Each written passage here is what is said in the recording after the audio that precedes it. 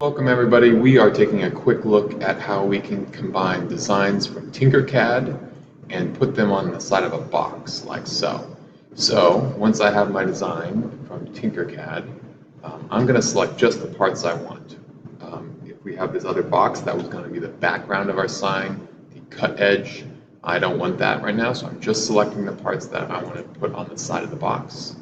I'm saying select and export only these four shapes for laser cutter, and there my file is downloading. And now if I go over here to my box that I've already designed, put the numbers in I like for the size of the box. This is inches. I'm going to say generate plans, download plans, and again I'm having those two files right there. If I come over here, I can say add artwork, upload.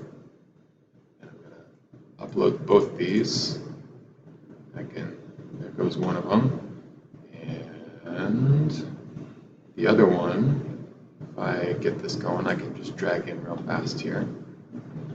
And this is now in the Glowforge software. So this box, I want it to be a cut, so I have to put my cut settings down to where they need to be depending on your material. You have to look that up depending on the material. And I want to probably go full power with that, whatever it's going to be. And now with this, I want to not do a cut. I don't want to cut all the way through there. I want to do a score. I want to go full speed and turn the power down. I do not want to cut all the way through this material. So depending on the material, you have to look this up. All these numbers depend on the material.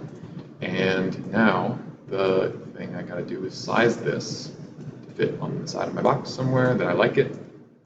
And lining up this perfectly is going to be a little tricky in here. Do the best you can. We will look in the future into better software ways of doing this. And now, once you got all your other parameters, your thickness and all that stuff in there and all that stuff correct, you are ready to cut, and you'll have a box that you can piece together with your name on the side or whatever your design is on the side.